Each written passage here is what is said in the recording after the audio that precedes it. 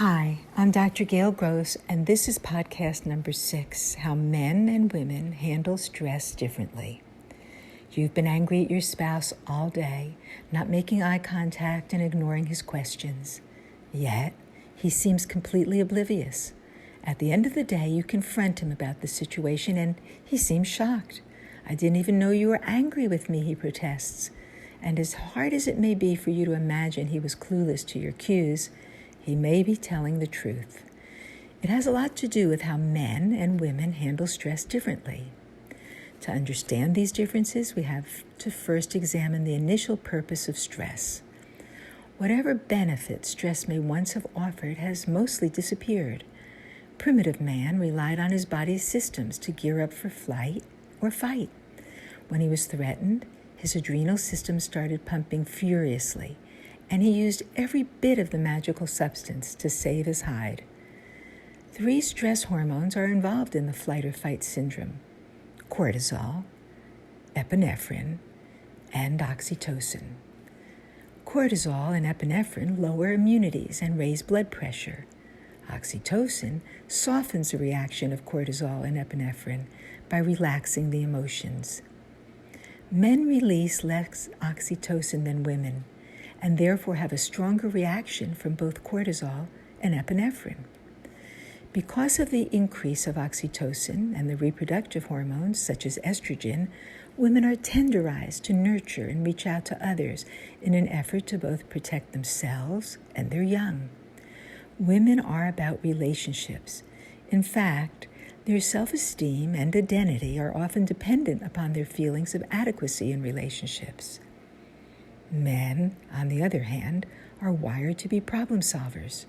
They compartmentalize and repress their emotions to either fight or run away. Males are invested in performance and competition. They instinctively don't pick up many social cues and innately view eye contact as a challenge. Women pick up 6 facial cues compared to a male's ability to pick up 1, and women experience eye contact as a sign of intimacy. Men let competitors' accomplishments and employers' ambitions establish demand ranges, inhibiting self-attention and directing it towards winning. Thus, for a woman, the worst stress is a threat to her relationship, and for a man, it is the inability to perform, compete, and achieve. Women will often sacrifice their own needs for the needs of others.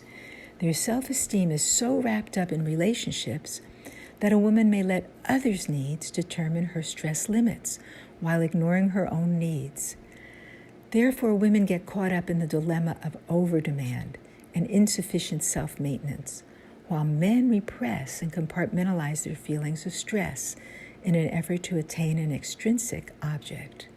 Hence, the self-management and self-maintenance demand is different for men and women. Women nurture and reach out to others when confronted by stress. They seek support and talk therapy to lower their anxiety and find a solution to answer to their problems. By processing emotionally what has occurred, women share the stress of their predicament. Men seek escape when confronted by stress. They compartmentalize and repress their feelings in an effort to get away from their dilemma. They change the subject through diversions such as sports and clubs. They do not, however, emote or discuss their feelings, but rather hit that tennis or golf ball competitively. Stress management can be taught to both men and women, and more importantly, they can practice it together. Inner work, such as meditation and yoga, are effective in managing stress. Exercise, diet, and a normal sleep regime are also effective in reducing stress. The key is to understand the difference between how partners react to stress. This helps us not take everything personally, but rather understand each other, and by so doing, we can better understand ourselves. Being authentic and aware of our demands and limitations can help us to recognize, acknowledge, and alleviate the stress in our lives. Just as using simple words such as yes and no can manage demands and self-maintenance, For it is not stress itself that is destructive, but the way we respond to it. The famous philosopher William James said, "We carry within us that for which we search outside." In our modern world, we are offered a beguiling assortment of quick cures and get sidetracked from the inward pursuit of peace, health, love, and beauty. This is a world where migraines, frustration, and stress are the order of the day. Coping with stress and learning how to self-manage with our partner can reverse illness, premature aging, and heal the spirit. I'm Dr. Gail Gross. Thank you for listening. Please stay well and please stay safe. God bless you.